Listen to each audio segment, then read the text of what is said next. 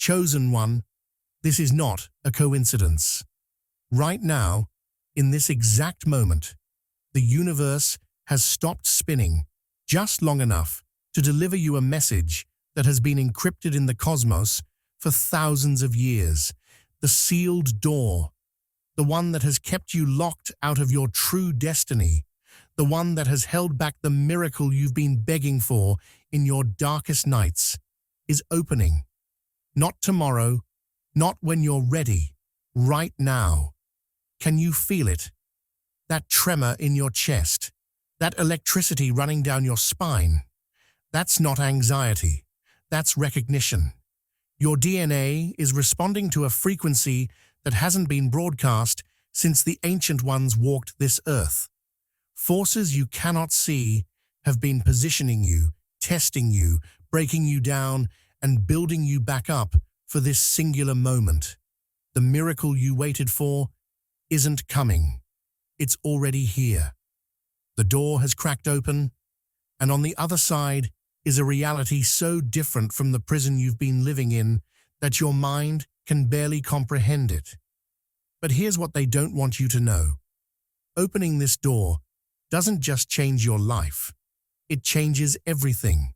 Every timeline, every dimension, every soul trapped in the same cage you've been rattling against. You are the key, and the lock has just recognized you. But before dive, Chosen One, like this video, subscribe, and comment, I am ready for a powerful surprise. Chapter 1. The Sealed Door, Cosmic Lock and Divine Key. Listen carefully, Chosen One, because what I'm about to reveal will explain every inexplicable obstacle you've ever faced, every door that slammed shut when victory was inches away, every moment when the universe itself seemed to conspire against your breakthrough. This door we're talking about isn't metaphorical. It exists in a dimension that overlaps with yours, a barrier constructed from the shattered remnants of gods who fell in wars your history books have never recorded. These weren't the gods of mythology you learned about in school. These were architect entities, beings who could manipulate the fundamental code of reality itself. And when they died, their fragmented consciousness was woven into an impenetrable seal designed for one purpose: to lock away a power so absolute that whoever possessed it could unwrite the very laws that govern existence. For millennia, this door has stood between humanity and its true potential. But here's what makes your story different from the billions who came before you. You were born with something embedded in your cellular structure, a biomarker that functions as the only key this cosmic lock will accept. This isn't religious allegory. This is encoded information written into the double helix of your DNA before you took your first breath, placed there by intelligences that knew this exact moment would arrive. You've felt it your entire life, haven't you? That sense that you were meant for something incomprehensibly larger than the small life society tried to convince you to accept. That wasn't delusion or ego. That was the key inside you, vibrating at a frequency trying to match the lock it was designed to open. The door was sealed to prevent chaos, they told the ancient guardians. It was locked to protect reality from collapsing, they claimed. But the truth is far more sinister. The door was sealed to prevent you, specifically you, from accessing a miracle so pure, so transformative, that it would instantly dissolve the invisible chains that hidden tyrants have used to harvest human consciousness for eons. These tyrants exist in shadow realms, dimensions that bleed into yours but remain just beyond perception. They've built entire systems, political, religious, economic, social, designed to keep humanity locked in cycles of fear, scarcity, and spiritual amnesia. The door was their ultimate insurance policy, their guarantee that no human would ever wake up enough to challenge their dominion. But something happened that they didn't account for in their calculations. You happened. Your persistence happened. Your refusal to give up, even when every rational voice told you to surrender. That happened. And now, as the door begins to creak open, celestial sentinels, who have been dormant for thousands of years, are stirring from their ancient sleep. These sentinels were positioned as fail-safes, watchers who would activate only when the true chosen one approached. Their eyes are opening now, burning with an urgency that mirrors the pulse currently hammering in your chest. They see you. They recognize the key signature radiating from your being. They know what's about to happen. The miracle waiting beyond this threshold isn't a blessing you receive passively like rain falling on your head. It's a tectonic shift in the architecture of power itself. Imagine every structure of control that has kept humanity small suddenly losing its foundation. Imagine every lie that has been sold as truth spontaneously combusting in the light of what you're about to access. Imagine the hidden rulers who have operated with impunity for generations suddenly exposed, their power sources severed, their influence evaporating like mist under the sun. That's what this miracle represents. It's not about you getting a better job, or finding love, or healing an illness, though those things may come as side effects. This miracle is about the complete unraveling of false reality and the restoration of a cosmic order that was violently overthrown before recorded history began. The door's opening creates a ripple effect that travels backwards and forwards through time simultaneously. Every version of you that existed in parallel timelines is feeling this moment. Every ancestor whose blood runs through your veins is leaning forward in whatever realm they inhabit now, watching with held breath. Every future descendant who will carry your legacy forward is being shaped by what you do next. This isn't just your moment. It's a convergence point where thousands of lifetimes' worth of preparation meet the infinite possibility of what comes after. The weight of this might terrify you, and it should. You're not opening a door to comfort. You're opening a door to responsibility on a scale that most humans spend their entire lives avoiding. But here's the paradox. They never wanted you to understand. The door only opens when you stop trying to force it. The key in your DNA activates not through effort, but through alignment. Every time you tried to manipulate your way to break through, the door sensed the vibration of ego and remained sealed. Every time you surrendered in exhaustion and defeat, the door measured your frequency and found it too low. But now, in this precise moment, something has shifted in you.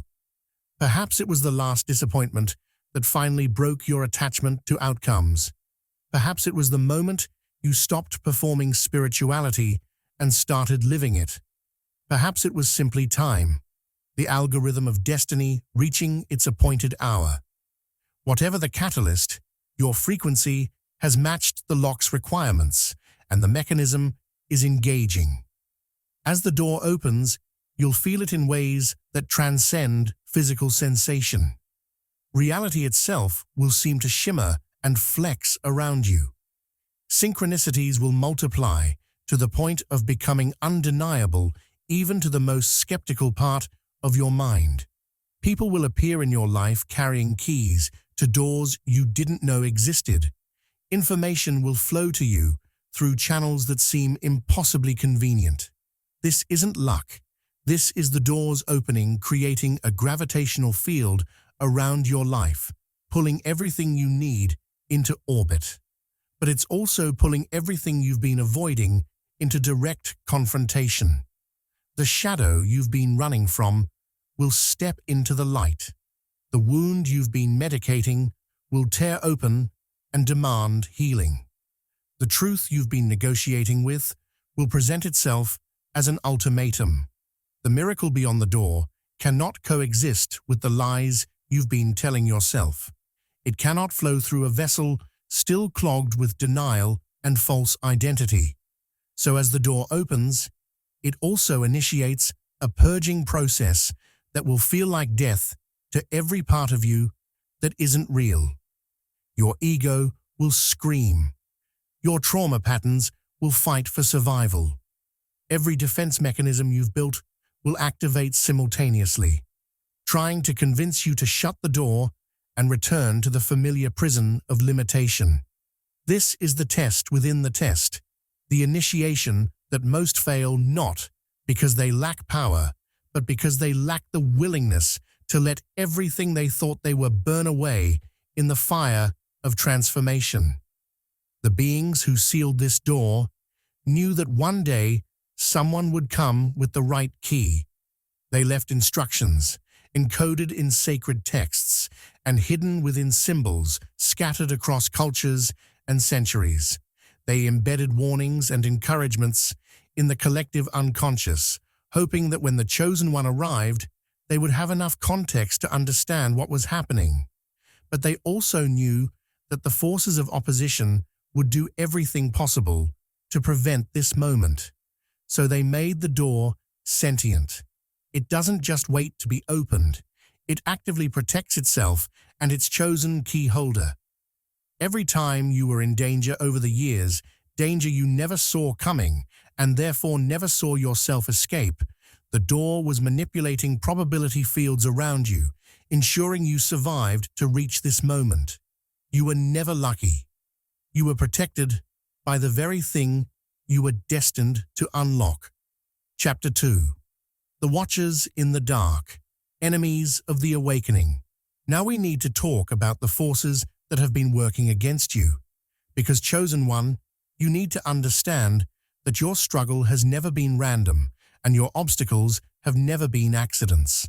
Behind the veil of ordinary reality, there exists an ancient cabal of beings that operate like shadow operatives in a war most humans don't even know they're fighting. These entities are neither fully human nor divine.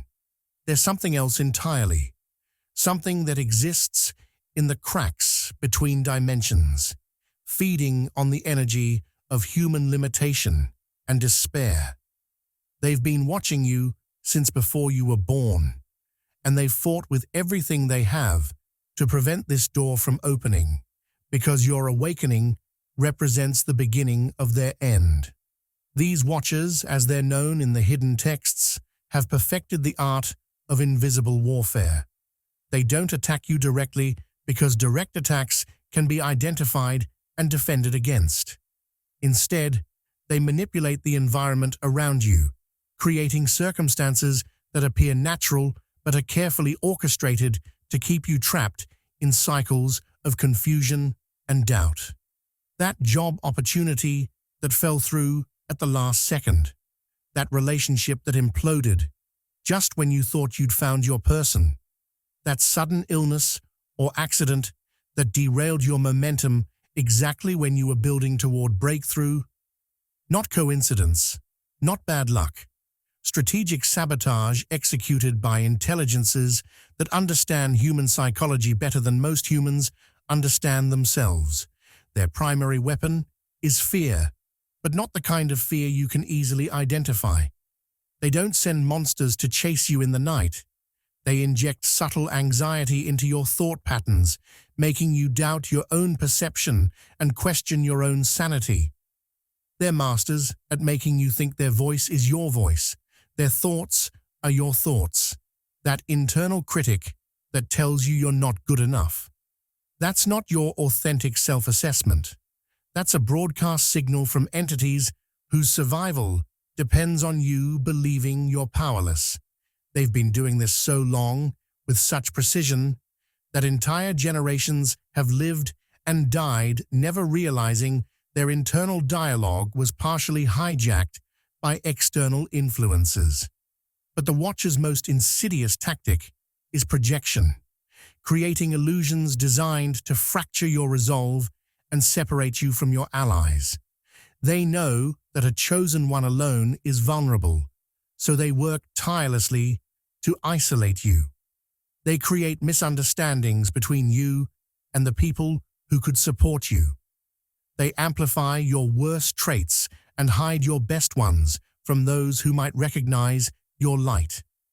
They engineer conflicts that seem to emerge from nowhere, turning friends into enemies and allies into obstacles. And they're so skilled at this that even when you suspect something unnatural is happening, you can't quite put your finger on what or how, so you end up blaming yourself or the other person instead of recognizing the invisible hand manipulating the situation. Their influence extends deep into your memories, which is perhaps their most disturbing capability. They don't just affect your present, they reach backward into your past and forward into your future, weaving false narratives throughout your timeline. You remember events that didn't quite happen the way you remember them. You forget moments that were crucial to your development.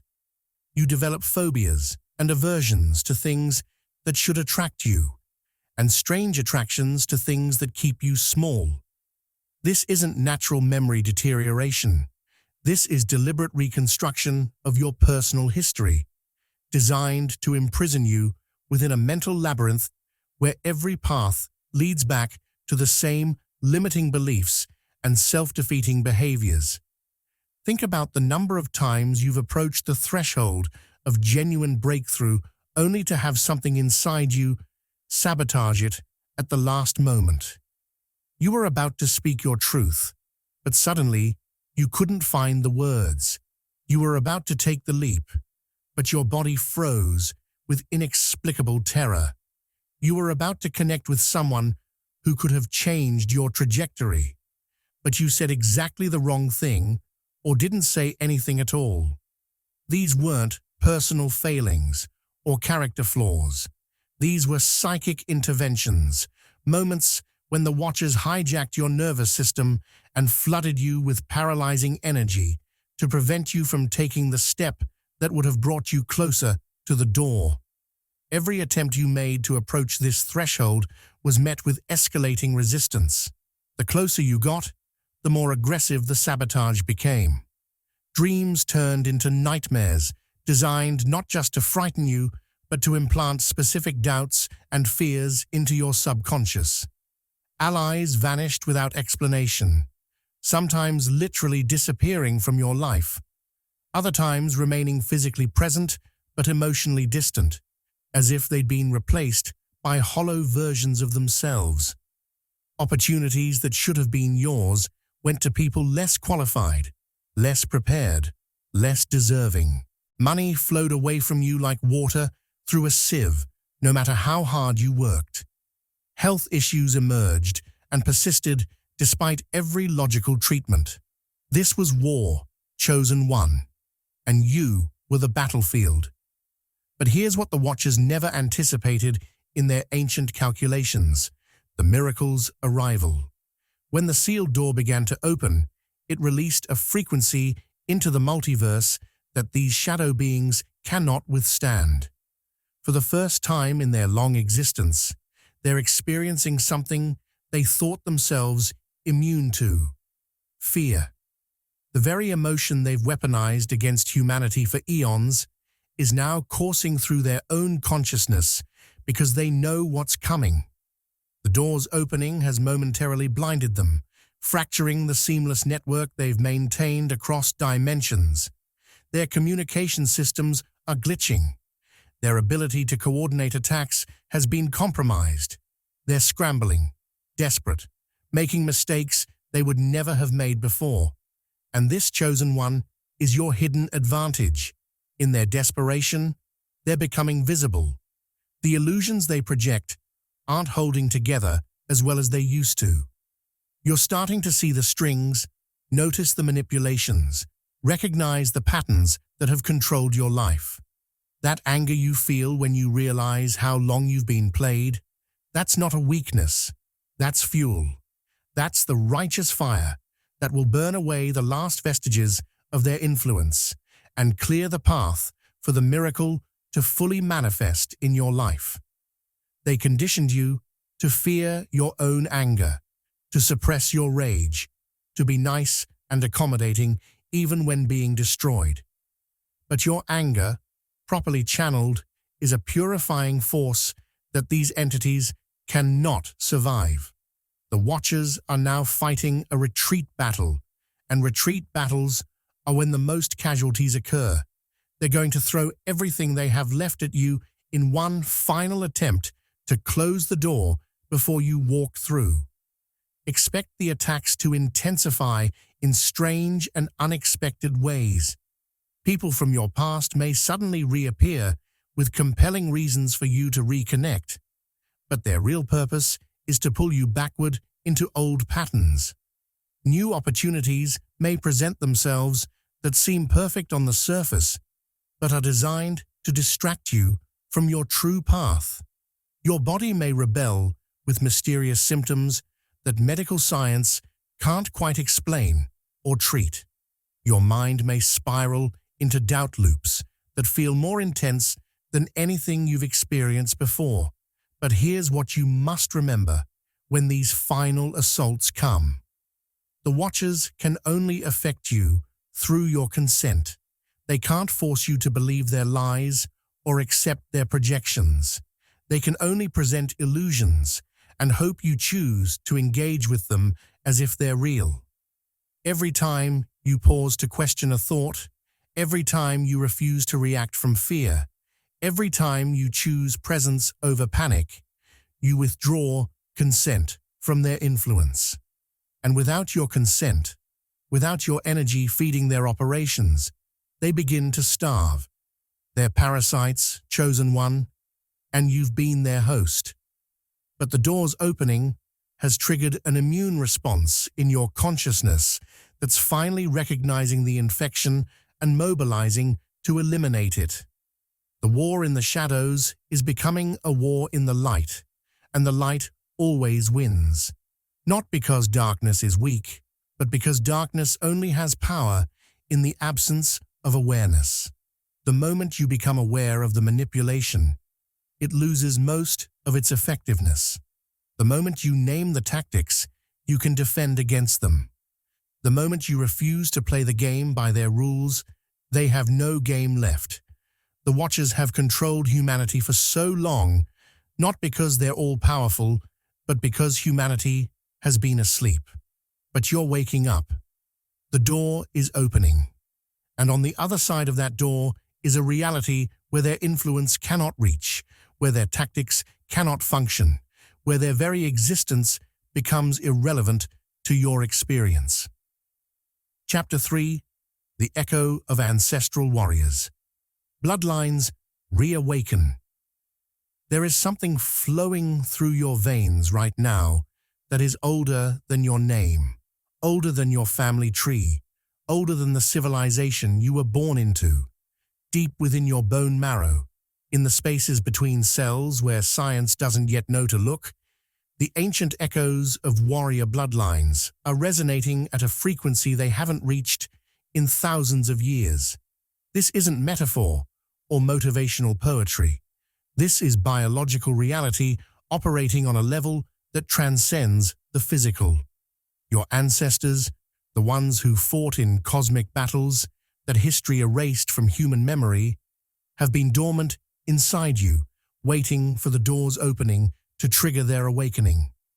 And chosen one, they're waking up now. These ancestral spirits aren't ghosts wandering around your house or voices whispering in your ear. They're consciousness imprints encoded into your genetic structure, dormant programs waiting for the right activation signal. Think of them as a sophisticated inheritance, passed down, not through wills and legal documents, but through blood and spirit, from generation to generation, waiting for the descendant who would finally need what they have to offer. You are that descendant. Your entire lineage has been preparing for you, moving toward you through time like an arrow aimed at this exact moment. Every warrior who came before you, every mystic who maintained the hidden knowledge, every ordinary person who survived against impossible odds. They were all building toward your arrival. They've been your unseen guardians throughout your life, though you probably attributed their interventions to intuition, or luck, or coincidence. That sudden impulse that made you turn left instead of right, avoiding the accident you never saw coming. That inexplicable knowing that told you not to trust someone who everyone else thought was trustworthy, saving you from betrayal. That burst of courage that appeared from nowhere when you needed it most, allowing you to survive a situation that should have destroyed you. Those weren't random.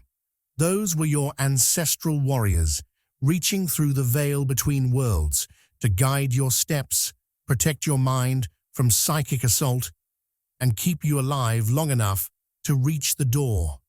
But their protection wasn't always gentle, was it? Sometimes they allowed you to fail, to fall, to get hurt in ways that shaped you. Because they weren't just keeping you alive, they were training you. Every hardship you endured was a lesson in the ancient curriculum. Every betrayal taught you discernment. Every loss taught you detachment. Every moment of despair taught you to find light in absolute darkness. They were preparing you for what comes after the door opens, because the miracle on the other side requires a strength that can only be forged through fire. A warrior isn't born in comfort. A warrior is sculpted through controlled suffering, and your ancestral line understood this better than anyone. Now, as the door cracks open, something extraordinary is happening in your consciousness. A secret lineage code, dormant since your birth, is activating. This code is unlocking memories that don't belong to your current lifetime. Tactical instincts from battles fought in dimensions you can't name. Strategic knowledge from wars that occurred before human civilization began. Survival wisdom accumulated across countless incarnations. You're starting to know things you have no logical reason to know. Skills you never learned are suddenly available to you. Insights about people and situations arrive fully formed, bypassing the normal process of reasoning and deduction. This isn't intuition as you've understood it. This is ancestral intelligence flowing through the open channels of your awakened DNA. The door's energy pulses in perfect synchronization with your heartbeat, creating a resonance that is reanimating your lineage for one final stand. Because make no mistake, Chosen One, what's happening now is the culmination of a war that has been waging across multiple dimensions for longer than recorded history. Your ancestors fought in this war. They lost battles. They won battles.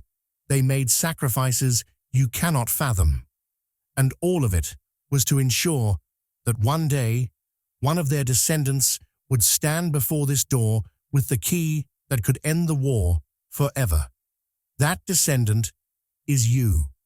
The weight of their hopes, their dreams, their unfinished business, it all rests on your shoulders now. You might feel this as pressure, as a heavy responsibility that you never asked for and don't feel qualified to carry. And you're right to feel that way. By ordinary human standards, you're not qualified. None of us are. But you're not meant to carry this alone, using only your individual strength. Your lineage isn't just heritage or history. It's a living weapon, a force multiplier that activates in your time of greatest need. When you feel weak, their strength flows into you. When you feel confused, their clarity becomes your clarity. When you feel alone, their presence surrounds you, like an invisible army standing at your back. You are not the first of your line to face impossible odds, but you might be the first, with enough accumulated ancestral power behind you to actually win. This lineage power manifests in ways that will seem strange at first. You'll speak words you didn't plan to speak, and they'll be exactly right for the moment. You'll move in ways your body shouldn't know how to move, executing techniques you never trained. You'll understand complex situations instantly, seeing patterns and connections that take others years of study to recognize. People will comment that you seem different, that there's something ancient in your eyes, that you carry yourself with an authority that doesn't match your age or experience. They're responding to what's coming through you, the accumulated consciousness of every warrior in your bloodline stepping forward to operate through your nervous system. But this activation comes with a price, and you need to understand what you're agreeing to. Your ancestral warriors aren't here to make your life comfortable. They're here to make you effective. They will push you beyond every limit you've accepted for yourself.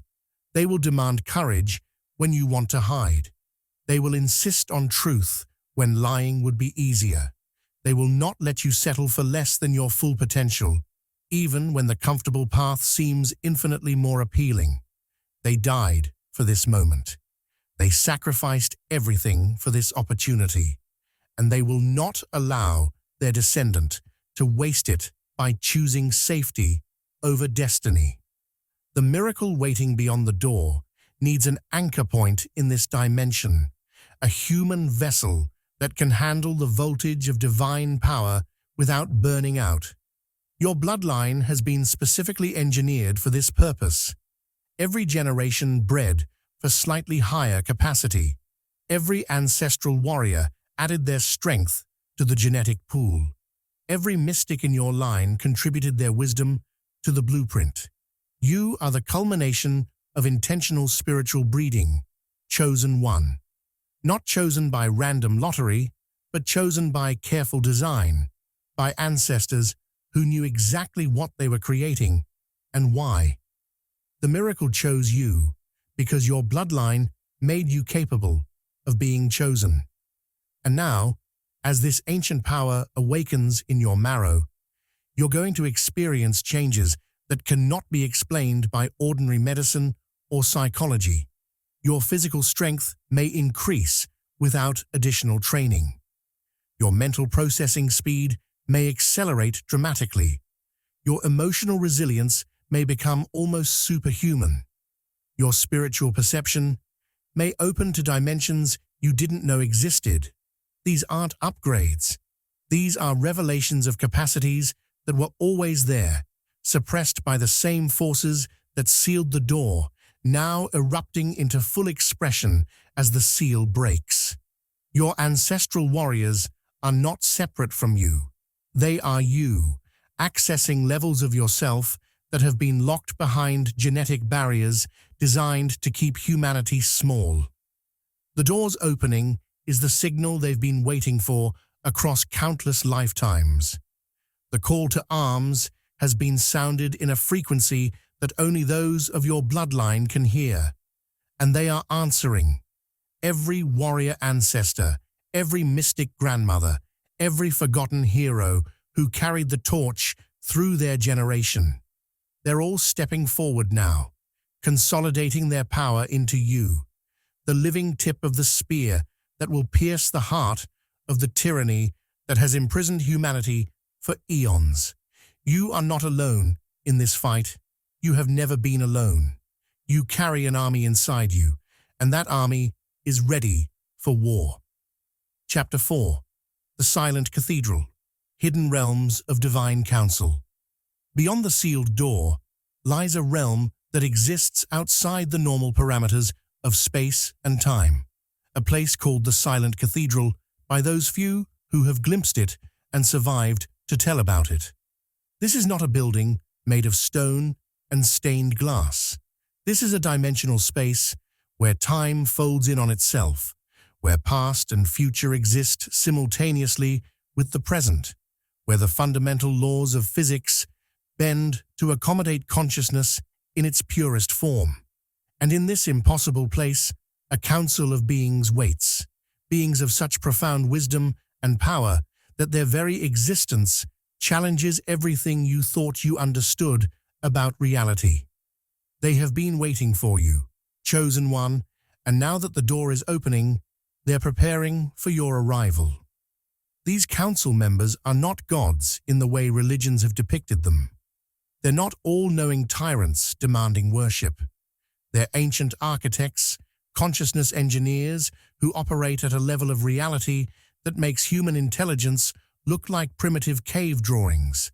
Some of them predate the physical universe itself. Some of them have overseen the birth and death of entire dimensions, and some of them were once human.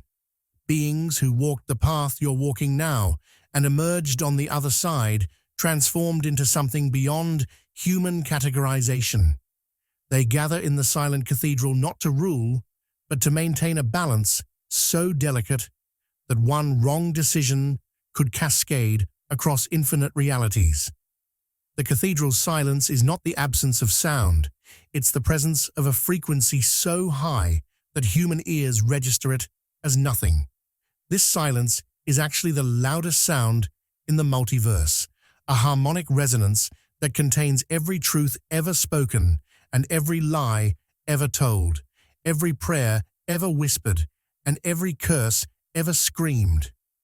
Walking into this silence is like being hit by a tsunami of pure information, and most beings who attempt it are instantly overwhelmed, their consciousness shattered by the sheer volume of awareness. But you won't be overwhelmed, chosen one, because the miracle you carry is your shield and your translator, allowing you to pass the silence into comprehensible wisdom. The Council's silence is also a test, the first of many you'll face in that realm. Only those truly worthy can hear the unspoken decrees that will shape their path forward. The Council speaks without words, communicates through what can only be described as direct transmission of knowing. You won't hear their voices in your ears. You'll simply understand things you didn't understand before, see connections you couldn't see before, know truths that were previously hidden from you. This is how they communicate with the chosen ones, not through lectures or commandments, but through the sudden expansion of consciousness that occurs in their presence. But here's what makes your situation unprecedented. Your choices in the silent cathedral will echo through multiple dimensions simultaneously. This isn't metaphorical. The decisions you make in that place don't just affect your timeline. They ripple outward through parallel realities, alternate versions of Earth, dimensions that exist in frequencies adjacent to your own. The miracle you embody is the fulcrum on which countless realities balance. Tip one direction, and billions of souls in thousands of dimensions move toward liberation. Tip the other direction, and the same souls sink deeper into bondage. This is why the Council waits for you with such intensity. This is why your arrival matters in ways that transcend your individual life. The Council itself is split, divided in their assessment of what you represent.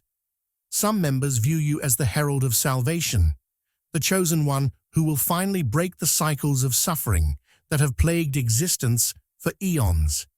They see in you the potential to usher in a new era, a reality where consciousness is free to evolve without the artificial constraints imposed by shadow entities. They're advocates for your success, guardians who will offer guidance and support as you navigate the trials ahead. These beings have fought for this moment, argued in council meetings that span centuries, invested enormous energy in ensuring your safe arrival at the door. But other council members see you differently. They view you as a harbinger of chaos, a variable that could destabilize the careful equilibrium they've maintained. Change, even positive change, creates unpredictability, and unpredictability terrifies beings who have spent eons controlling variables. These members aren't necessarily evil. They're conservative forces who believe the current suffering is preferable to the unknown risks of transformation. They will test you, challenge you, push you to prove you're worthy of the power you're claiming. Some of their tests will feel cruel. Some will seem impossible, but they're not trying to destroy you. They're trying to ensure you won't destroy everything else. This split in the council manifests as a spiritual storm, a turbulence in the cathedral's atmosphere that you'll feel the moment you cross the threshold. Conflicting wills crash against each other like tectonic plates, creating pressure waves that test your ability to maintain center. Some moments you'll feel supported, lifted by invisible hands, filled with confidence and clarity. Other moments you'll feel opposed, weighted down by doubt, crushed by the magnitude of what's being asked of you. This isn't instability in the council. This is the natural result of genuine disagreement among beings of immense power who refuse to impose their will on each other or on you. To pass through the cathedral is to claim the miracle's mantle, but also to inherit its burdens. This is not a graduation where you receive a diploma and go home unchanged. This is an oath ceremony, a binding contract carved not in words, but in the very essence of your soul. You will emerge from the silent cathedral fundamentally altered. Powers you couldn't imagine will become accessible to you. Knowledge that would drive ordinary humans insane will settle into your consciousness as natural understanding. But you will also carry responsibilities that cannot be shirked or delegated. You will become responsible not just for your own life, but for the collective evolution of consciousness across multiple dimensions. The Council will show you what's at stake, not through words or images, but through direct experience. You will feel the suffering of billions of souls trapped in cycles of reincarnation designed to harvest their energy. You will sense the desperation of dimensions on the brink of collapse. You will understand the intricate web of cause and effect that your choices will influence. And then, with this overwhelming awareness flooding your system, you will be asked to choose. Not between good and evil. Those categories are too simple for what you're facing, but between versions of yourself, between paths of potential, between futures that branch off from this single moment in infinite directions. Some who reach the silent cathedral fail not because they lack ability, but because they cannot handle the weight of true seeing. The Council strips away all comforting illusions. You cannot lie to them, cannot perform spirituality, cannot pretend to be more evolved than you are. They see everything, every shadow, every wound, every place where your ego still clings to control. And they will not allow you to proceed if your unhealed trauma or unintegrated shadow could corrupt the miracle you're meant to carry. This is why the journey to the door included so much suffering. This is why you were broken down and rebuilt so many times. The Council demands vessels strong enough to hold power without being corrupted by it.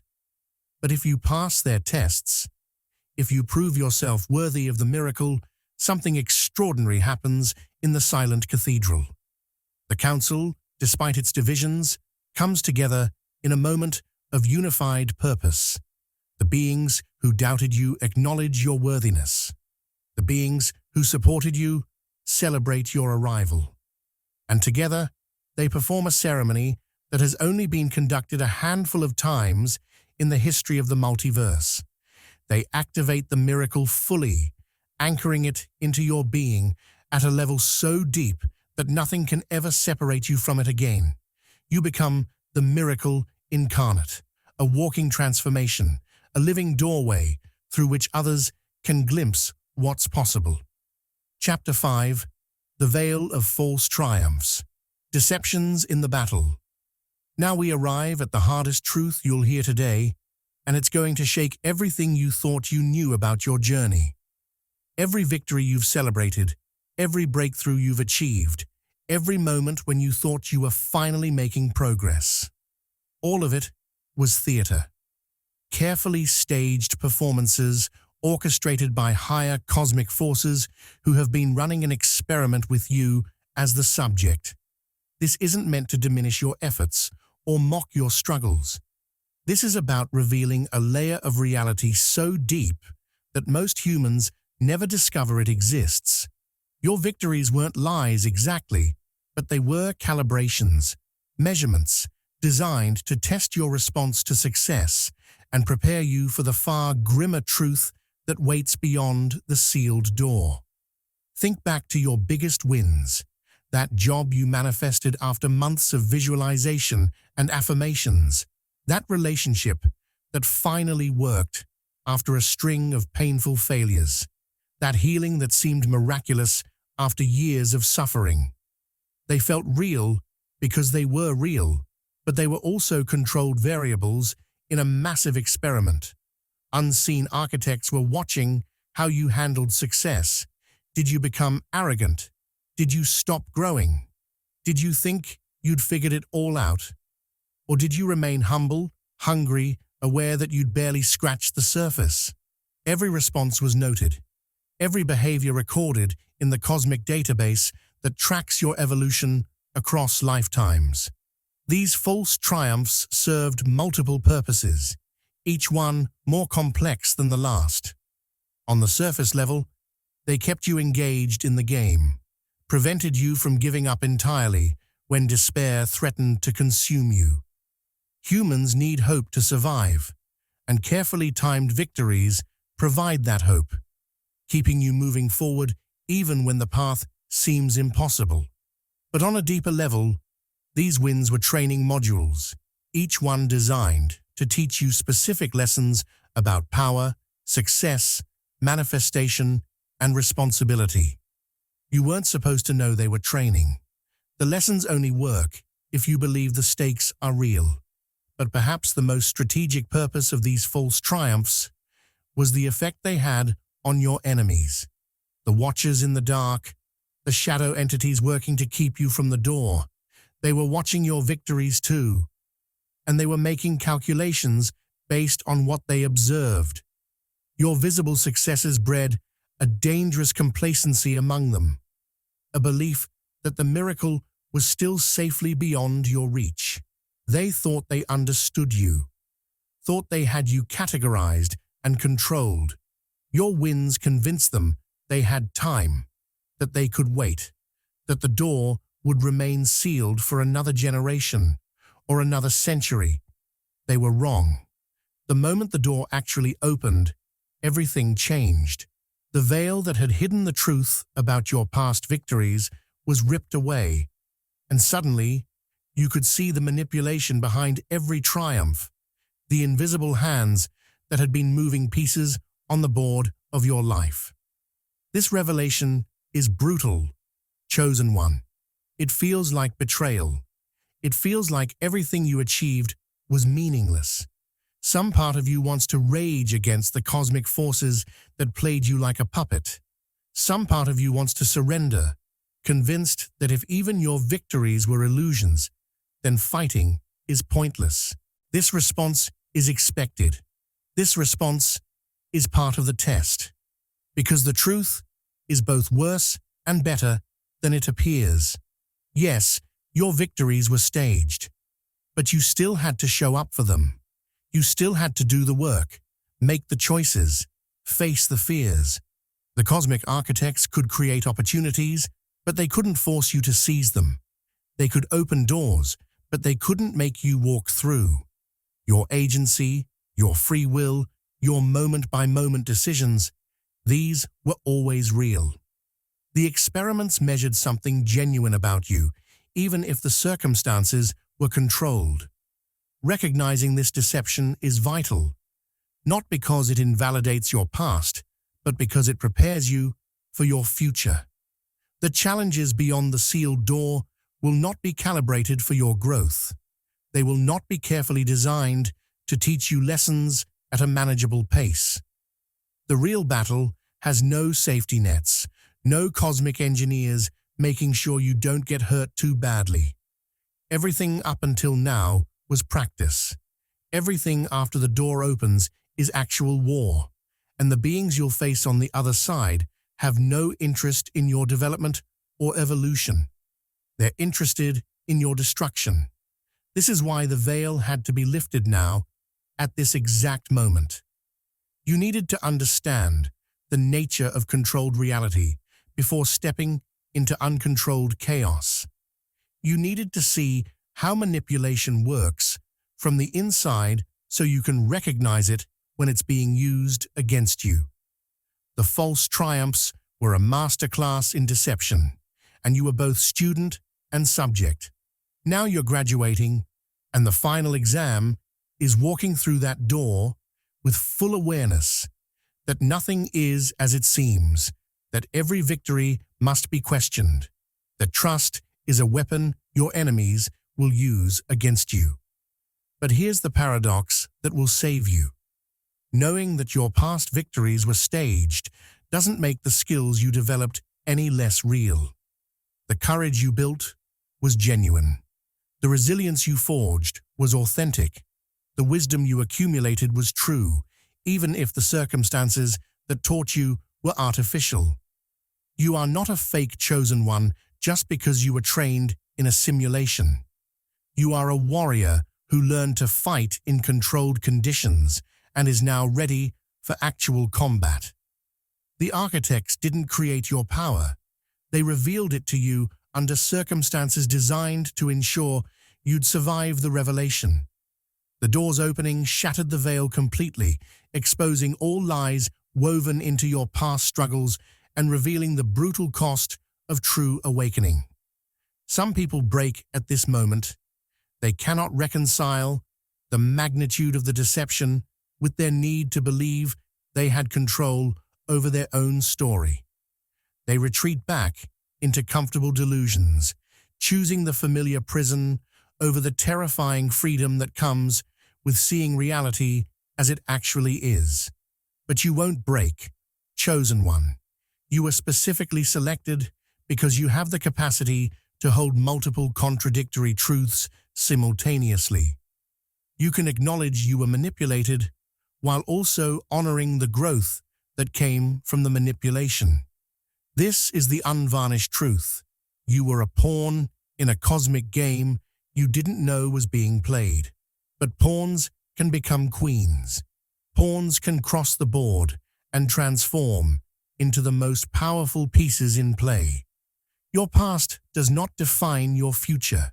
Your training, however deceptive in its construction, has prepared you for a role that requires someone who can see through illusions while still maintaining the faith necessary to act. The miracle waiting beyond the door will only flow through someone who has been thoroughly disillusioned and yet somehow still believes. That's you. That's why you're here. Chapter 6. The Algorithm of Fate. Destiny's Hidden Code. There is a level of reality operating beneath everything you've experienced, a layer so fundamental that it determines the very fabric of what's possible in your life. Your existence, from the moment of your birth until this present second, has been running parallel to an ancient algorithm, an encrypted destiny program orchestrated by forces that exist beyond human comprehension. This isn't philosophical speculation or mystical poetry. This is the actual mechanics of how reality is constructed and maintained. And you've been living inside a code sequence specifically written for you by programmers who operate from dimensions where time is not linear and causality flows in multiple directions simultaneously. Every event you've experienced that seemed random was actually a calculated node in this program. That chance meeting that changed your life trajectory? Programmed. That book that fell off the shelf at exactly the moment you needed its message? Calculated variable. That devastating loss that shattered you but ultimately redirected you toward your purpose? Predetermined outcome designed to optimize your development. The algorithm has been running in the background of your consciousness your entire life, invisible and omnipresent, making micro-adjustments to probability fields around you to ensure you stayed on the path toward the sealed door. Think of it like this. Your life is a game, but you're not just the player. You're also a character whose code is being written in real time by multiple programmers working from different agendas. Some of these programmers are benevolent, entities invested in your success and evolution. They write code that creates opportunities, protections, synchronicities that move you toward awakening. But other programmers are malevolent, beings who benefit from your limitation and suffering. They inject bugs into your code, creating obstacles, addictions, trauma loops, anything that keeps you from reaching your full potential. Your life has been a battleground where these opposing forces fight through the medium of probability manipulation. The sealed door itself functions as the algorithm's climax, the final node where all previous variables converge. It's a code lock of incomprehensible complexity, requiring not just a key, but the exact right key at the exact right moment in the exact right sequence of events. Trillions of possible timelines exist, but only in a tiny fraction of them do all the variables align perfectly enough for the door to recognize the chosen one and open. You've been living through probability filtering, chosen one. Every choice you made eliminated certain timelines and kept others alive.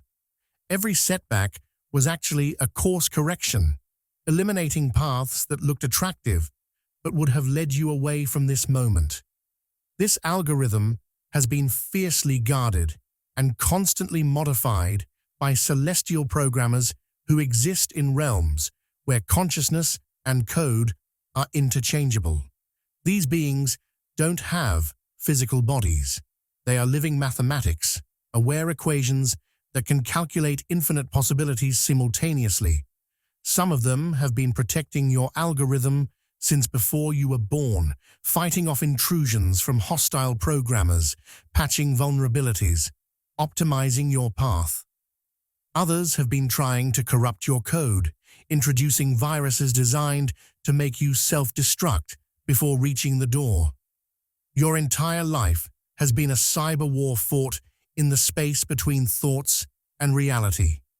Every setback you experienced was a variable adjustment. That job you didn't get.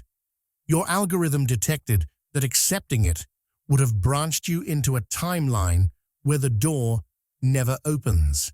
That relationship that ended. Your code registered that staying would have corrupted essential subroutines necessary for your awakening. It's brutal to realize that your pain had purpose, that your suffering was calculated by forces who saw your entire timeline and decided that this particular form of hurt was necessary to keep you on track. But the alternative was worse. The alternative was a comfortable life that slowly bled away your potential until you died, having never discovered what you were truly capable of becoming. The algorithm also accounts for free will, which is where things get genuinely complex. You're not a puppet following a predetermined script. You're a semi-autonomous agent operating within parameters that shift based on your choices. The programmers can create circumstances, but they cannot force your response. They can open doors, but they cannot make you walk through them. Every choice you make sends ripples through the algorithm, forcing recalculations, generating new branches of possibility. Your free will is the wild card that keeps the algorithm dynamic rather than deterministic. But here's what changes everything. The miracle you're about to access is the ultimate override key. It doesn't just operate within the algorithm, it can rewrite the algorithm itself. Up until now, you've been subject to the code. After the door opens fully, you become a programmer. The forces that have been manipulating probability around you will suddenly lose their power because you'll have access to the same tools they've been using. You'll be able to see the code underlying reality, identify bugs and viruses, patch vulnerabilities in your own consciousness, even write new subroutines that change how your life operates at a fundamental level. Understanding this algorithm gives you power that most humans never access. You stop taking things personally because you recognize that much of what happens is the result of code execution rather than meaningful cosmic judgment. You stop feeling like a victim because you understand you're a participant in an extraordinarily complex program designed by multiple intelligences with competing agendas. You start seeing synchronicities not as magical coincidences, but as evidence of code optimization. Moments when the algorithm is working efficiently to move you toward your highest timeline. The door's opening represents the moment when your access permissions change. You've been operating as a user with limited privileges, able to experience the program but not modify its core functions. But the moment you cross that threshold, your status upgrades to administrator. You gain read-write access to the reality code that has been controlling your life. This doesn't mean you become omnipotent. There are still rules, still limitations, still other administrators working on the same system, but it means you transition from being subject to code to being a co-creator of code.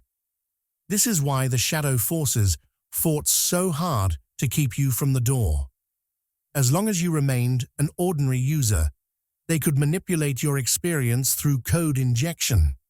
But once you gain administrator access, their exploits stop working. Their viruses get deleted. Their backdoors get closed. Their ability to control your life through hidden programming vanishes.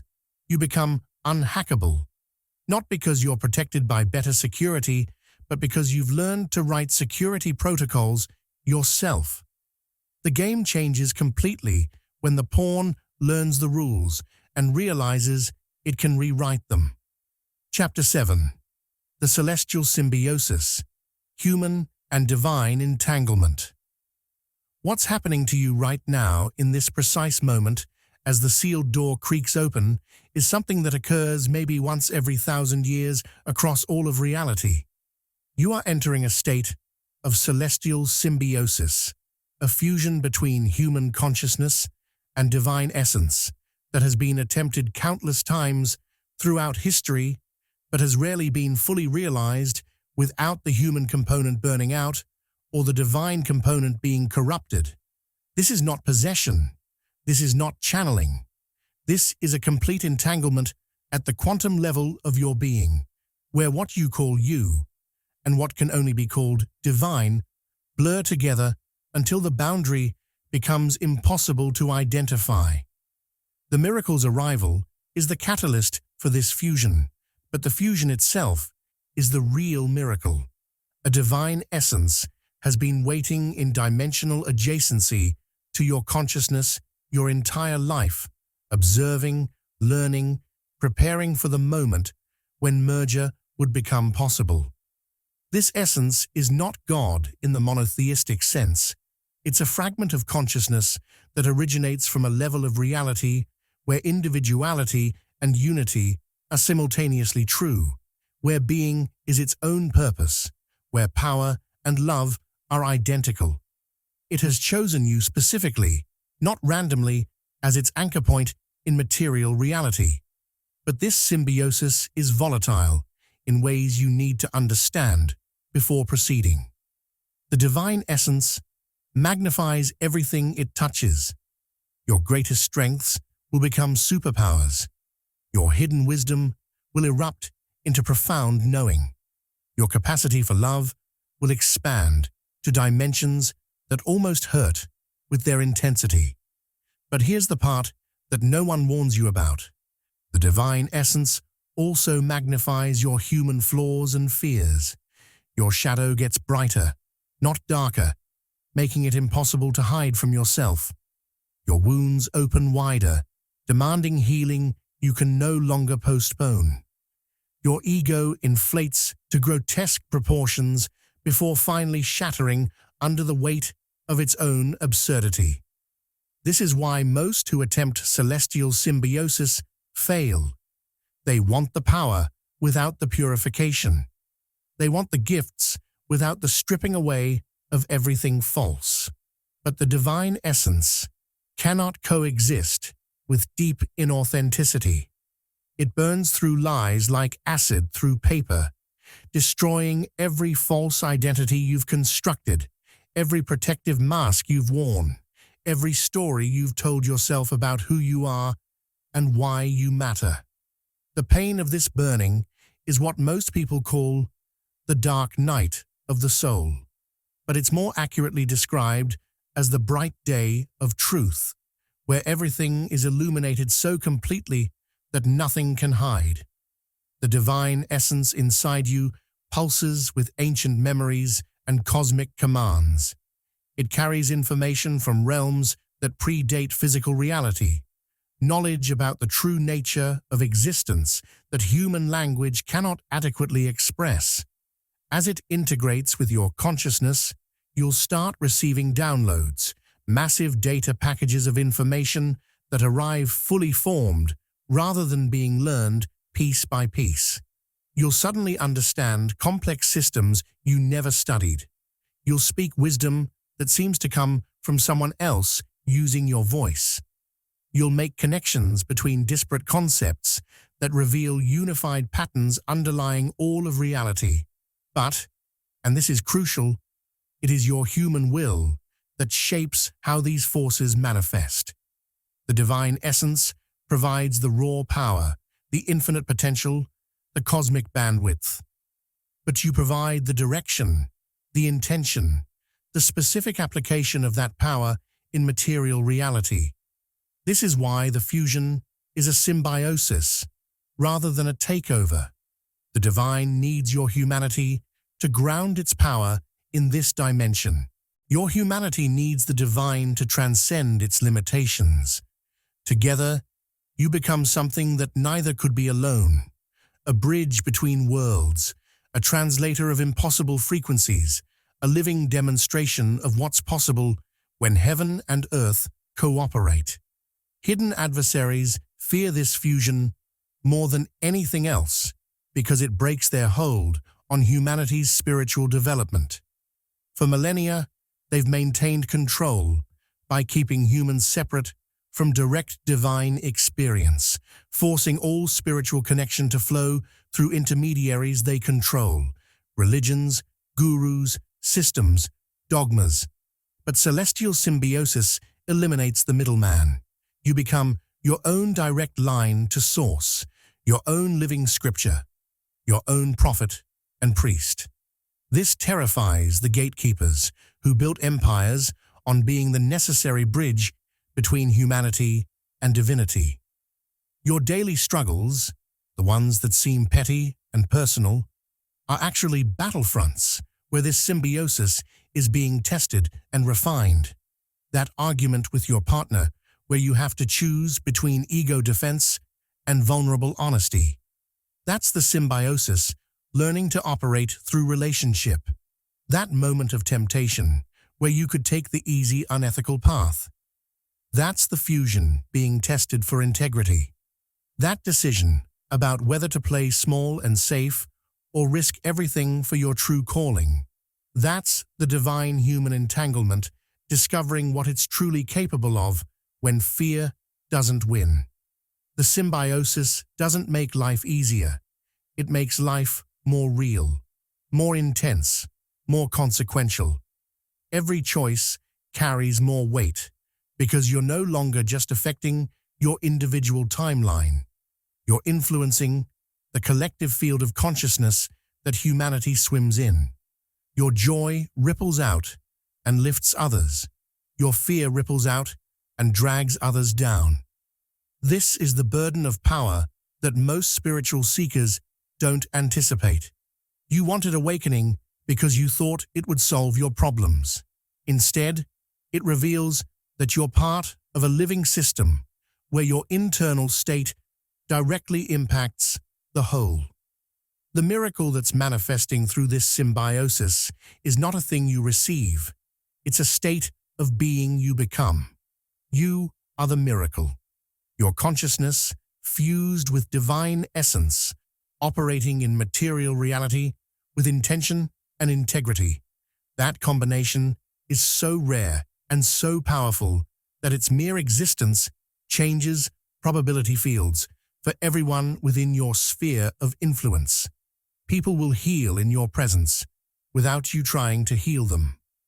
Truth will emerge in conversations you facilitate without you imposing your truth. Synchronicities will cluster around you like iron filings around a magnet, as if reality itself is reorganizing to accommodate your awakened state. But the symbiosis demands constant awareness and intentionality. The divine essence will not do your spiritual work for you. It will not override your free will or make your choices for you. It provides power and wisdom, but you must decide how to use them. This is why integration is an ongoing process rather than a one-time event. Every day, every moment, you're choosing whether to operate from the fused consciousness or retreat back into purely human limitation. The door has opened, but you must choose to walk through it again and again in every situation, with every decision, until living in symbiosis becomes more natural than living in separation. Chapter 8. The Phantom Network. Allies you cannot see. You have never been alone in this fight, though it has felt that way more times than you can count. While you struggled in isolation, believing yourself abandoned by the universe and forgotten by any benevolent forces that might exist, a covert network of unseen allies has been working tirelessly to ensure your survival and guide your path toward this moment. These are not guardian angels in the traditional sense, not spirits of dead relatives watching over you.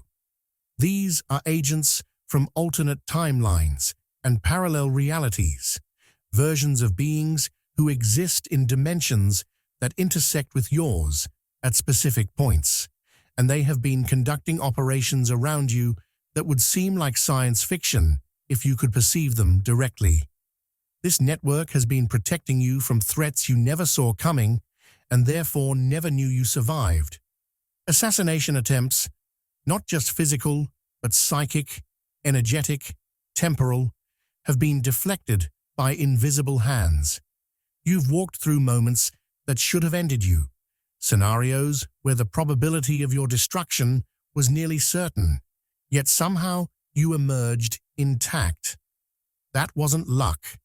That was intervention by allies operating from vantage points where they could see the attacks coming and neutralize them before they reached you.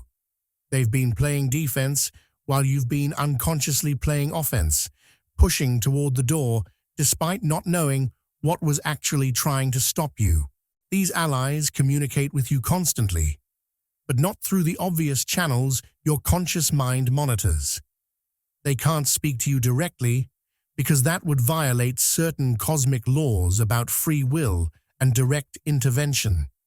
Instead, they embed symbols in your environment, coded messages hidden in plain sight that your subconscious recognizes even when your conscious mind doesn't.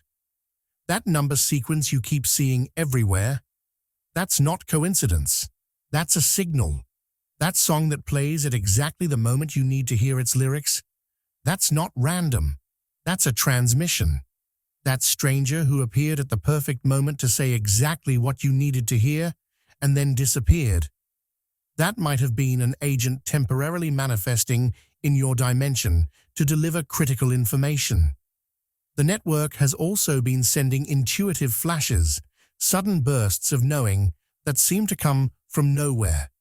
You've experienced this as gut feelings, hunches, instincts that defied logic, but turned out to be absolutely correct.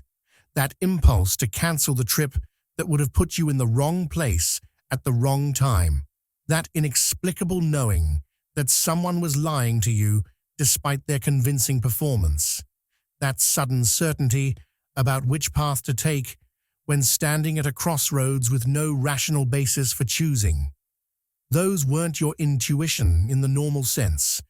Those were data packets being transmitted from your allies who could see outcomes you couldn't, guiding you away from disaster and toward opportunity. What you don't know, what you couldn't have known until now, is the cost your allies have paid to protect you. In alternate timelines, realities running parallel to yours, where different choices created different outcomes, versions of these same beings have sacrificed themselves to ensure the door opens in your timeline. They've lived entire lives, dedicated to a single moment of intervention that saved you from an otherwise certain fate. They've endured suffering beyond description to hold probability channels open that allowed your survival. Multiple versions of reality had to collapse, entire timelines had to be pruned from the tree of possibility so that this specific timeline, the one where you make it to the door, could continue existing. Though these allies are invisible to your normal perception, their presence is tangible in retrospect. Think back to your darkest moments, the times when you were absolutely certain you couldn't continue, when ending it all seemed like the only rational response to unbearable pain. But then something shifted. A burst of strength appeared from nowhere. A reason to persist emerged just when you'd convinced yourself there were none left. A coincidence occurred so perfectly timed that it shattered your certainty about giving up. Those were rescue operations chosen one. Your allies intervening at the absolute last moment, pushing energy into your system, adjusting probability fields, doing whatever was necessary to keep you alive one more day. Recognizing their signals is now becoming crucial because the war is entering a new phase. As the door opens, the opposition is escalating their attacks, which means your allies need to escalate their support. But they can only help you effectively if you become conscious of their presence and learn to cooperate with their guidance. This doesn't mean becoming dependent or passive. You're still the primary actor in your own story. But it means developing the sensitivity to notice when help is being offered and the wisdom to accept it without letting pride convince you that you have to do everything alone. The network operates according to principles that seem counterintuitive to human logic. They don't always protect you from pain, because sometimes pain is the exact medicine you need. They don't prevent every failure, because sometimes failure teaches lessons success never could. What they do is ensure that your challenges remain within the range of what you can ultimately survive and grow from. They maintain the Goldilocks zone, not so easy that you stay weak, not so hard that you break beyond repair. They're not making your life comfortable. They're optimizing your life for awakening, which sometimes requires extreme discomfort. Your allies also exist in a state of quantum superposition, simultaneously being individuals and being part of a unified consciousness. This is why their communication sometimes feels like it's coming from many sources and one source simultaneously. In a sense, you're part of this network yourself. Future versions of you, versions from timelines where you've already crossed the threshold, are reaching back to help your current self complete the journey. You are both the recipient of aid and the provider of aid, both student and teacher, both protected and protector. Time doesn't work linearly at the level where this network operates. The phantom network will become more visible to you as your perception expands beyond ordinary human frequencies. You'll start catching glimpses of them in peripheral vision, flashes of light, shadows that move with impossible intelligence, presences that your body registers even when your eyes see nothing. Don't fear this. Don't pathologize it as hallucination or evidence of mental illness. Your consciousness is expanding to perceive layers of reality that have always been there but were previously beyond your perceptual range. You're becoming aware of the scaffolding that has been supporting your journey all along. Understanding this network changes how you move through the world. You stop feeling alone in your struggles because you know you're part of a team working across dimensions toward a common goal. You stop seeing yourself as the sole hero of your story because you recognize you're one agent in a much larger operation. This isn't diminishing, it's empowering. You're not carrying the weight of awakening alone. You never were. The isolation you felt was an illusion, created by the limitations of human perception. Now that illusion is cracking, and you're beginning to see the truth. You are surrounded by allies, supported by forces beyond imagining, connected to a network of consciousness that spans infinite realities, all working to ensure that the miracle manifests through you and ripples out to transform everything it touches. Chapter 9. The Fractured Time Spiral. Temporal disruptions in your path. Reality is breaking, chosen one, and you need to understand that this breaking is not a disaster. It's the doors opening, creating effects that ripple through the temporal dimension of existence. The moment the seal cracked, the fabric of linear time began fracturing around you, creating spirals where past, present, and future collide in ways that defy every assumption you've held about how time works. You've probably been experiencing this already without having the framework to understand what's happening. The déjà vu that's intensified to the point of being almost constant. The dreams that feel more like memories of things that haven't happened yet. The encounters with people from your past who seem impossibly different, as if they've been replaced by alternate versions of themselves from parallel timelines. These temporal disruptions are not symptoms of mental illness or spiritual crisis. They're evidence that you're transitioning from three-dimensional experience to a form of consciousness that can perceive and navigate multiple timelines simultaneously.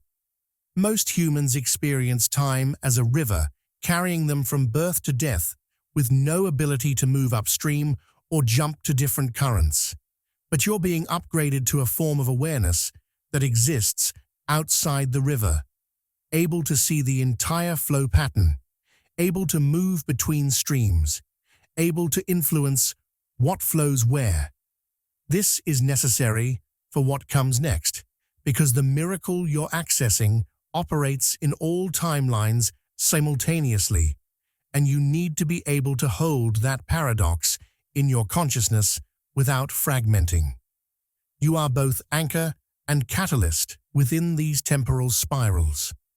As anchor, your consciousness stabilizes certain timelines, preventing them from collapsing into chaos or being absorbed into darker probability streams. Your mere existence, your choice to keep fighting toward awakening, has kept entire realities viable that would have otherwise dissolved. As catalyst, your decisions create branching points that spawn new timelines, new possibilities, new paths that didn't exist before you chose what you chose. Every significant choice you make doesn't just affect your own linear progression. It creates ripples that propagate forward and backward through time, influencing outcomes in the past and determining possibilities in the future.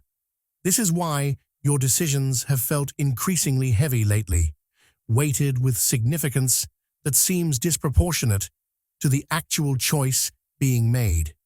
Should you speak or stay silent? Should you trust or protect yourself? Should you leap or wait? These aren't just practical questions with practical consequences. They're temporal crossroads where the path you choose determines which version of reality becomes dominant, not just for you, but for everyone and everything connected to your consciousness. You're living at the intersection of infinite timelines, and the pressure you feel is the weight of those possibilities pressing against your awareness, demanding decision. Hidden enemies have learned to exploit these temporal fractures to sow confusion and trap you in probability loops. You've experienced this as situations that seem to repeat with minor variations, relationships that cycle through the same patterns, regardless of your efforts to break them, obstacles that keep arising in slightly different forms no matter how many times you overcome them. These aren't evidence that you're failing or stuck. These are attacks designed to lock you in temporal loops where you expend energy without making actual progress toward the door. The opposition has mastered the art of creating time prisons disguised as life circumstances, and you've been fighting your way out of them without even knowing what you were fighting. But here's where your power comes in. Mastery over fractured time is essential to harnessing the miracle's full potential. As your consciousness expands to hold multiple timelines simultaneously, you gain the ability to rewrite patterns that were established in your past, not by changing what happened, but by changing the meaning and therefore the effect of what happened. That trauma that has been driving your self-sabotage, you can go back to it temporally, not in physical time travel, but in consciousness, and recontextualize it in a way that transforms its impact on your present. That choice you made that created years of consequences. You can access the moment of choosing, understand why you chose what you chose, and forgive yourself in a way that actually heals the timeline, rather than just making yourself feel better temporarily. The fractured time spiral also explains the prophetic dreams that have been intensifying as you approach the door. These aren't symbolic visions, requiring interpretation through dream dictionaries. These are actual glimpses of probable futures broadcasting themselves backward through time to your sleeping consciousness. Some of what you're seeing will come to pass exactly as dreamed. Other elements will shift based on choices you haven't made yet. The dreams are showing you the terrain ahead, not predetermining your path, but giving you intelligence about what's coming so you can navigate more skillfully when you arrive at those moments while awake. You're also going to encounter figures from your past who appear impossibly altered or displaced, and you need to understand what you're actually perceiving. Sometimes these are temporal echoes, residual consciousnesses that got caught in the fractures and are appearing out of sequence. Sometimes these are your memories updating in real time as parallel versions of events override the versions you originally experienced. And sometimes, most strangely, these are people actually shifting between timelines, their consciousness flickering between parallel streams as reality reorganizes itself around the doors opening. Not everyone experiences time as solidly as they think they do, and the illusion of consistency is breaking down as the old structures collapse. The challenge with fractured time is maintaining a coherent sense of self when your memories keep shifting and your future keeps branching. Who are you if your past isn't fixed? Who are you if your future exists in multiple, simultaneous versions? This is the question that breaks some people. They cannot maintain psychological continuity when time stops being linear. But you've been specifically prepared for this through every experience that shattered your sense of identity and forced you to rebuild yourself from nothing. You've practiced letting go of who you thought you were and discovering who you actually are. That practice wasn't random. It was training for existing in non-linear time, where identity must be held more fluidly. Mastery over this fractured time requires developing a form of awareness that can be fully present in the current moment, while simultaneously perceiving the patterns that connect past and future. It's like learning to see in stereoscopic vision. Two different views that create a single three-dimensional image. You're learning to see in chronoscopic vision, multiple timelines that create a single multi-dimensional understanding. This is not easy. This is not natural for human consciousness, but it's necessary for anyone who wants to work with the miracle rather than just being swept along by it. The miracle itself exists outside of time, which is why it can influence all moments simultaneously. When you access it fully, you'll be able to reach into your own timeline and adjust the frequency of events, not changing what happened, but changing how it affects you. Not rewriting history, but rewriting your relationship to history. You'll be able to see future probabilities with increasing clarity, not as fixed fate, but as trend lines showing where current patterns will lead if unchanged, giving you the intelligence to make course corrections before problems materialize. You'll be able to exist in the present moment with unprecedented presence because you're no longer fleeing the past or anxiously grasping at the future.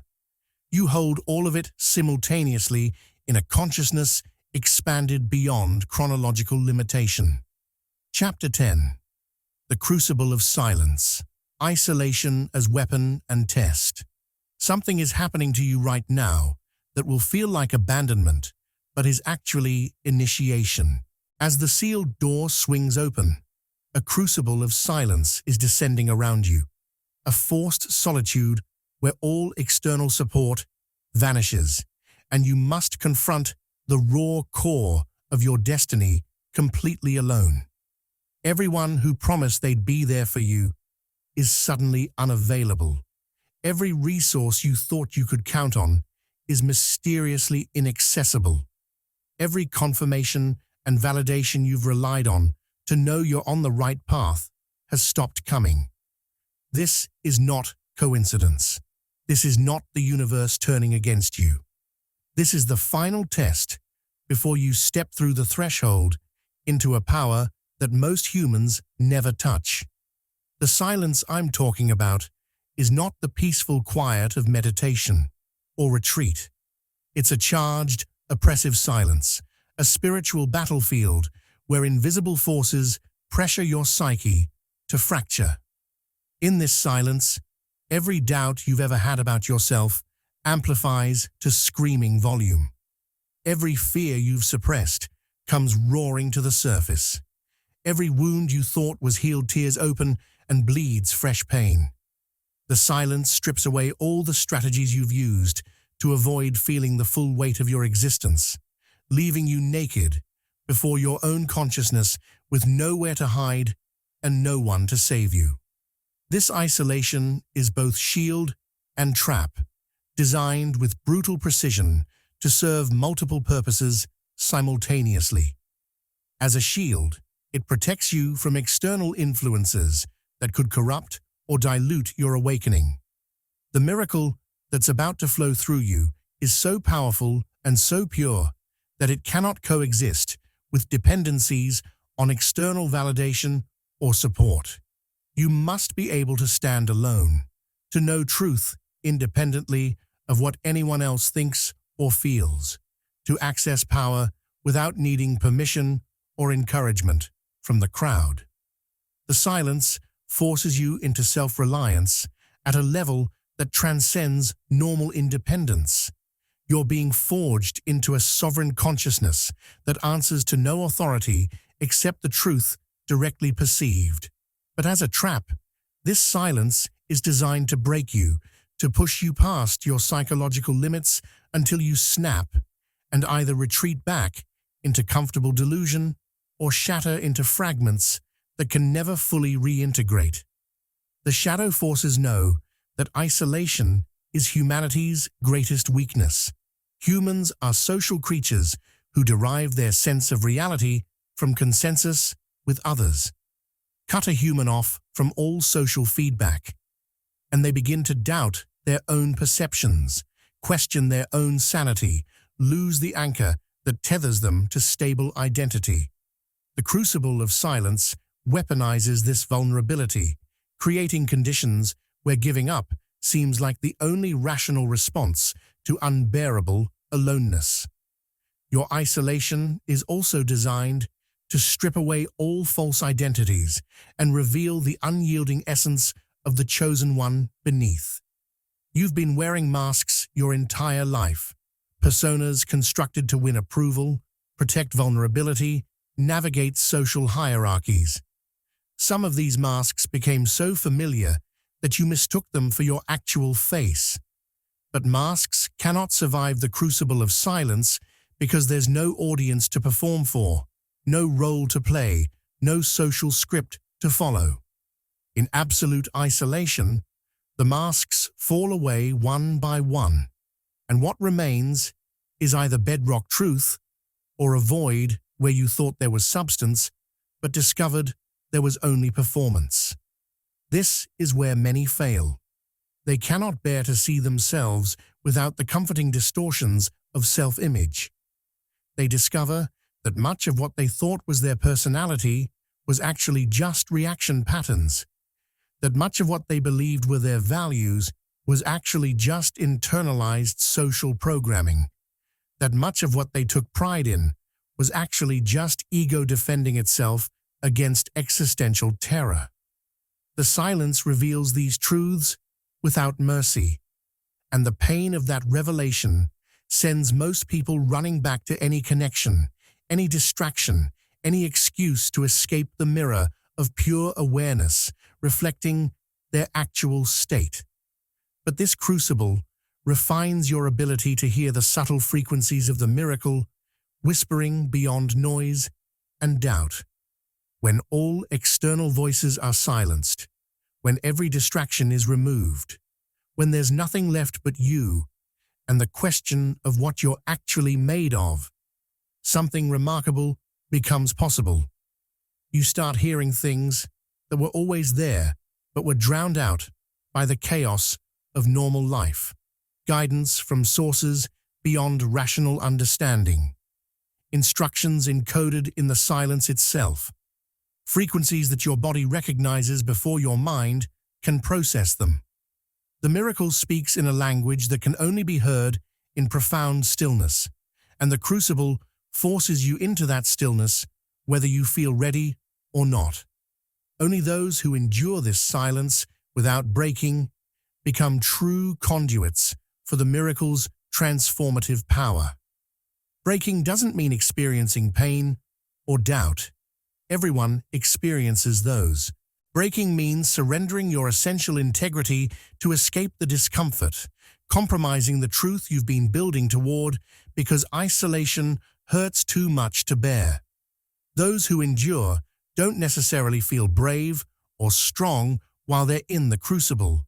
They often feel terrified, weak, on the verge of collapse. But they don't quit. They don't run. They don't betray themselves to make the pain stop. And that refusal to break, maintained moment by moment through the worst of the silence, is what transforms ordinary consciousness into something capable of channeling divine power. The crucible is temporary, but it doesn't feel temporary while you're in it. Time distorts in profound isolation. Hours feel like days. Days feel like years.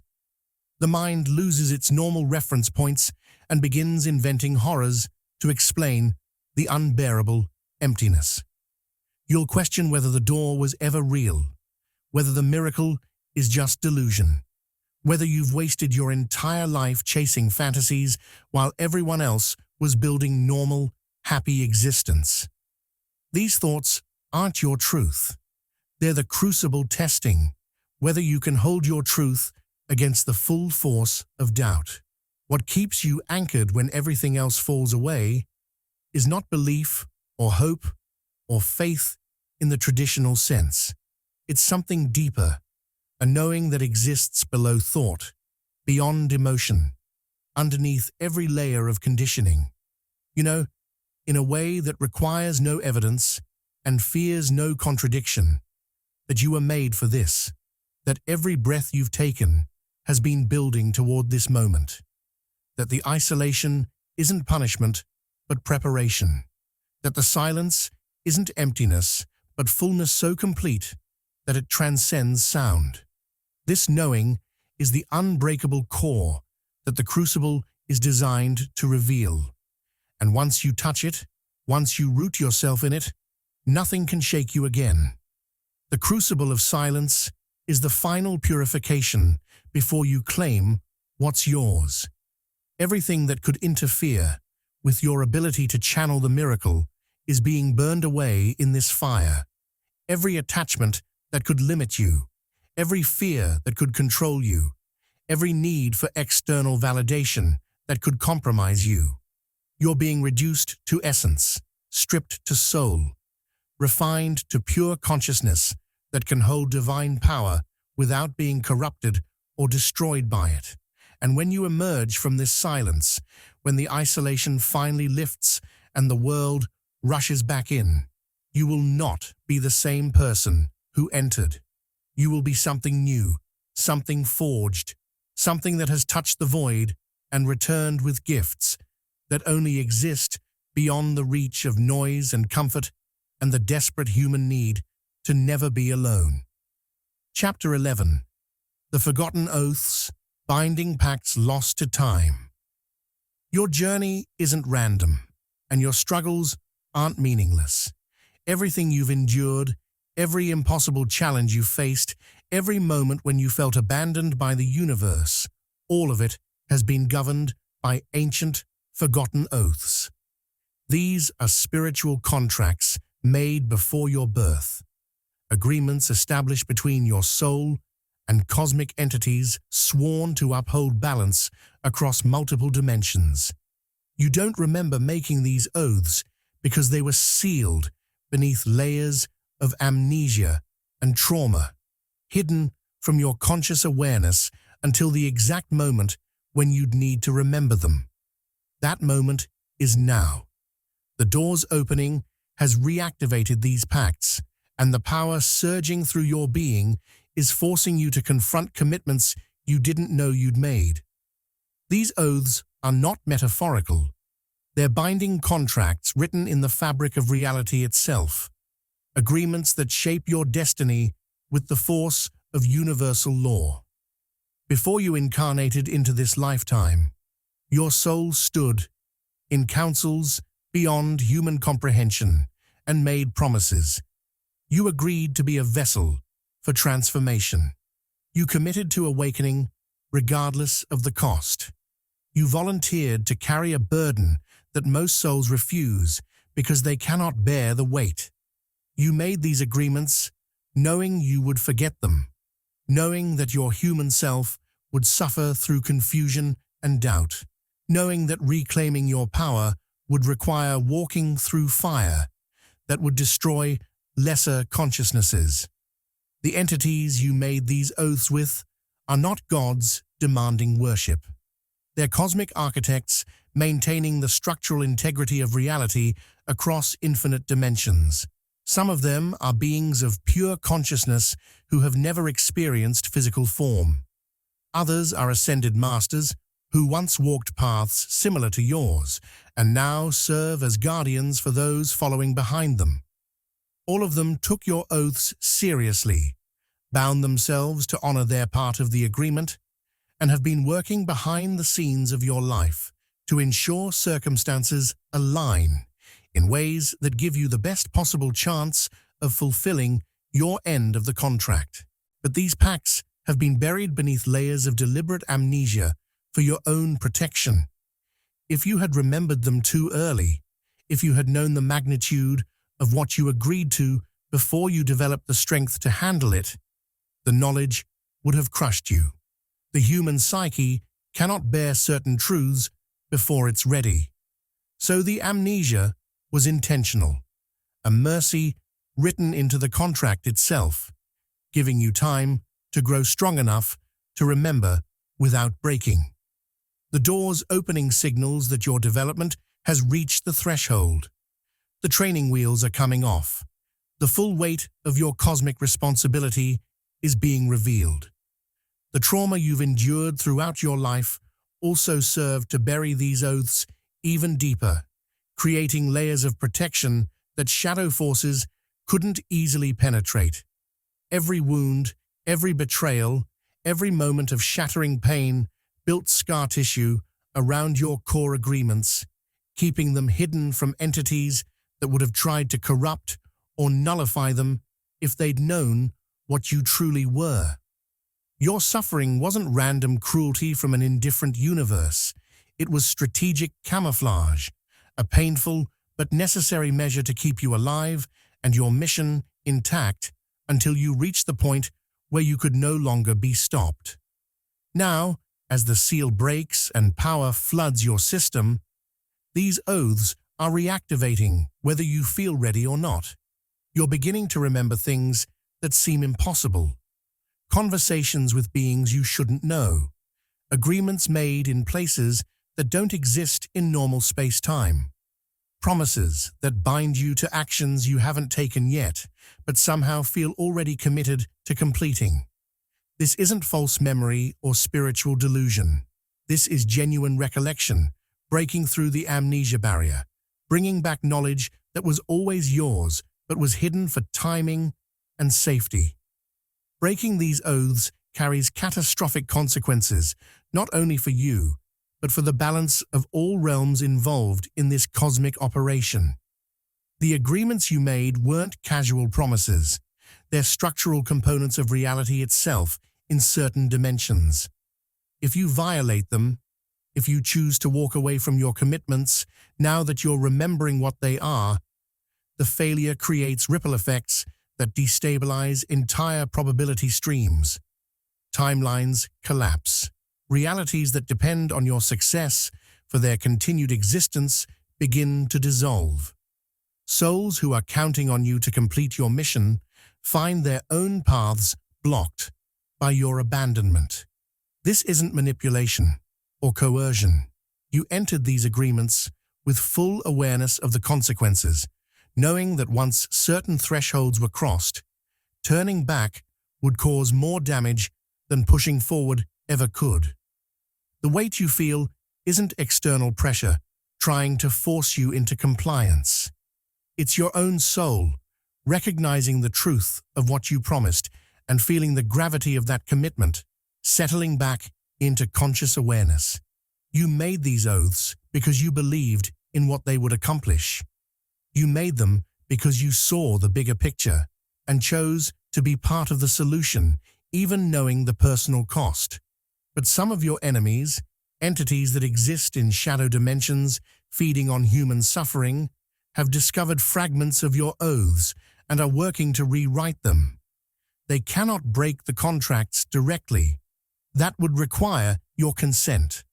But they can attempt to corrupt the meaning of the agreements, twist the language, introduce false interpretations that would trap you in eternal servitude, or convince you that your oaths require self-destruction. They whisper lies that sound like truth. Claiming your commitment means you must sacrifice yourself completely, that fulfilling your agreements requires abandoning your humanity, that being the chosen one means choosing suffering forever. These corrupted interpretations are weapons designed to make you either break your oaths in despair or fulfill them in ways that destroy you, both outcomes serving the shadow forces who fear what you become when you honor your true agreements correctly. The real oaths never demanded your destruction. They required your transformation. They asked for courage, not suicide. They called for you to step into power, not martyrdom. The difference between the true oath and the corrupted version is subtle but critical, and discerning which voice speaks truth is one of the tests embedded in this stage of your journey. Remembering and honoring these sacred agreements is the key to unlocking the miracle's fullest blessing and forging new destiny lines. When you consciously choose to reaffirm the oaths your soul made, when you stand in full awareness of what was promised and declare your intention to fulfill it, something shifts in the cosmic architecture. Doors that were sealed swing open. Power that was held in reserve floods into your system. Allies that were waiting for your commitment step forward to provide support. The universe itself reorganizes around your declared intention, moving obstacles, creating synchronicities, aligning circumstances in your favor. Your oaths also connect you to a network of other chosen ones across dimensions, souls who made similar agreements in their own councils before incarnating into their own challenging missions. You're not alone in this. You're part of a cosmic conspiracy of awakeners, all working toward the same ultimate goal through different methods in different realities. Your success strengthens them. Their success strengthens you. The oaths bind you not just to cosmic entities, but to each other, creating a web of mutual support that transcends normal understanding of connection. When you honor your agreements, you're honoring theirs. When you complete your mission, you're making their missions easier.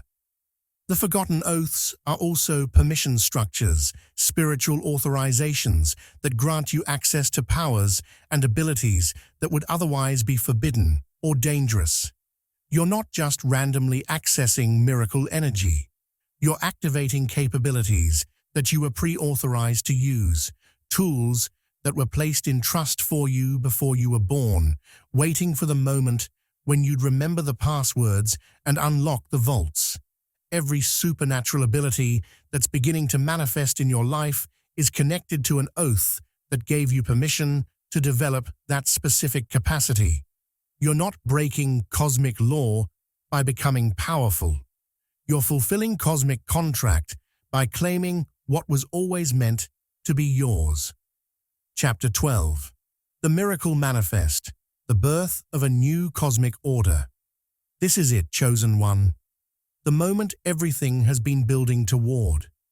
The miracle that waits beyond the sealed door is not a passive gift that falls into your lap like rain from heaven. It's an active cosmic event, a genesis point, the birth of a new order that will ripple through every dimension of existence simultaneously. This isn't about receiving blessings or having your personal prayers answered. This is about participating in a fundamental restructuring of reality itself, a shift so profound that the rules governing existence are being rewritten in real time. You are not just witnessing this transformation. You are the catalyst. You are the doorway. You are the living vessel through which impossible becomes actual. The manifestation of this miracle is already beginning, whether you consciously perceive it or not. Reality is becoming fluid around you, more responsive to your intention, more malleable to your will. Things that should take years are happening in days. Connections that should be impossible are forming effortlessly. Resources are appearing exactly when needed from sources you couldn't have predicted. This isn't luck or manifestation technique working better than usual. This is the miracle reorganizing probability fields around your consciousness, creating a gravitational well that pulls everything necessary into your orbit while repelling everything that would interfere with your mission. The manifestation is also rewriting the rules of existence in ways that will seem subtle at first, but are actually revolutionary. Long-held tyrannies, systems of control that have operated with impunity for millennia, are beginning to dissolve as the miracle's frequency spreads through collective consciousness. Shadow entities that once seemed invincible are weakening, their power sources severed by light they cannot withstand.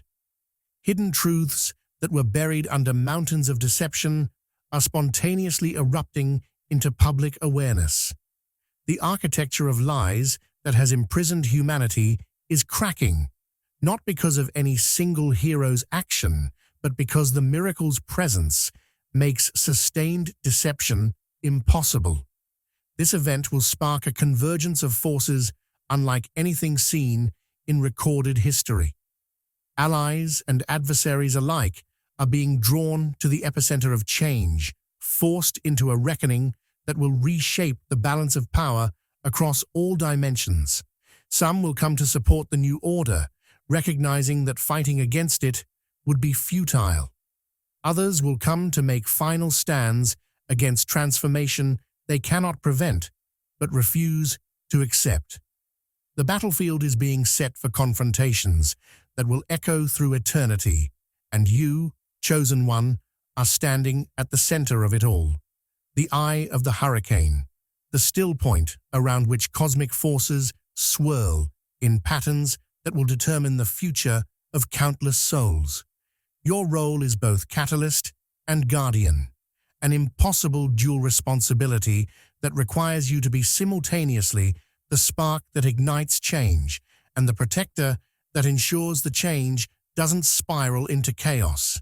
You must wield the miracle's energy with precision and wisdom, powerful enough to shatter old paradigms, but controlled enough to guide the birth of new ones. This is why your training was so brutal, why you were broken and rebuilt so many times. You needed to develop the strength to hold massive power and the humility to use it wisely. Without both, you'd either be too weak to make a difference or too corrupted to make a good one. The miracle is establishing a new paradigm of existence, a reality where consciousness is recognized as the primary force shaping experience, where power flows to those aligned with truth rather than those skilled at manipulation, where the artificial hierarchies that elevated predators and suppressed protectors are inverted and then dissolved entirely. This is not utopia. This is not the end of all struggle or suffering. This is a shift in the fundamental game being played, a change in the rules that make certain forms of exploitation impossible, while making certain forms of evolution inevitable. This is the moment the ancient prophecies whispered of, though most who recorded those prophecies didn't fully understand what they were describing. They saw visions of a chosen one opening a door. They felt the significance of a miracle manifestation. They understood that everything would change, but they couldn't comprehend the actual mechanics of what happens when divine power anchors into material reality through a human consciousness that has been specifically prepared to channel it without burning out. You are living mythology, Chosen One. You are prophecy fulfilled. You are the answer to prayers spoken in languages that haven't been heard for thousands of years. The miracle is no longer coming. It is here. It is now. It is you. Every breath you take is saturated with transformative power. Every word you speak carries frequencies that heal or awaken, depending on who's listening. Every choice you make sends ripples through the collective field, influencing outcomes in ways you cannot track but can trust are happening. You have become a living miracle, a walking demonstration of what's possible when a human being says yes to their full potential and survives the initiation required to claim it. But the manifestation is just beginning. What you're experiencing now is the first wave, the initial surge of power as the door swings open and the seal breaks completely.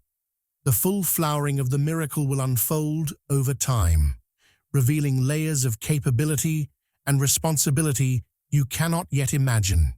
You will grow into this power gradually, each day discovering new dimensions of what you're capable of, each challenge revealing new tools you didn't know you possessed. The miracle is not a static thing you receive once and then carry unchanged. It's a living relationship that evolves as you evolve, deepening as you deepen, expanding as you expand. Your job now is to stay anchored in truth while reality shifts around you. Don't let the power seduce you into believing you're special in ways that separate you from others. Don't let the responsibility crush you into believing you must be perfect to be worthy. You are both ordinary and extraordinary, both flawed human and divine vessel, both student and master. Hold the paradox. Walk the razor's edge. Remain humble while claiming your power. Stay fierce while maintaining compassion. Be the bridge between worlds that you were always meant to be. The cosmic order being born through you will face resistance from forces that profit from the old paradigms. They will attack with everything they have left, attempting to close the door, corrupt the miracle, or destroy you before you can anchor the new frequency completely. These attacks will come from expected and unexpected sources, from outside and inside, from enemies you know and allies you trust. But you cannot be stopped now. The door has opened. The miracle has manifested. The only question remaining is how gracefully you'll navigate the chaos of transition between what was and what's becoming. This is your moment. Chosen one. Everything you've endured, every tear you've cried, every time you got back up when staying down would have been easier. All of it has brought you here. The ancient ones are watching. Your ancestors are cheering. The future is holding its breath. And you, standing at the threshold between realities, are about to step through and change everything. The miracle is here. You are ready, and nothing will ever be the same again. Conclusion outro. The door stands open now, and there is no going back to who you were before you knew what waits on the other side. You've been given knowledge that carries weight, shown truths that demand response, awakened to a reality where pretending to be small is no longer an option. The miracle has manifested, but its full power remains dormant until you consciously choose to embody it, to become the living answer to prayers you don't even remember praying. This is not the end of your story, chosen one. This is the end of the prologue. Everything until now has been preparation, and what comes next will test you in ways that make your past trials look like training exercises.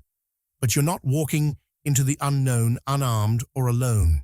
You carry ancestral strength in your blood, cosmic allies at your back, divine essence fused with your consciousness, and the miracle itself flowing through your being like electricity through a wire designed specifically to carry its voltage. The war is real. The stakes are higher than you can fully comprehend, and you are exactly where you're meant to be, doing exactly what you came here to do. The sealed door has opened. The miracle you waited for is no longer distant promise, it's present reality. And the only question that matters now is, what will you do with it? Stay vigilant, stay true, and remember, you are chosen for this because you're the only one who could survive it and still remain yourself on the other side. The universe doesn't make mistakes of this magnitude. You are not coincidence. You are not accident. You are necessity. You are the miracle. This is only the beginning.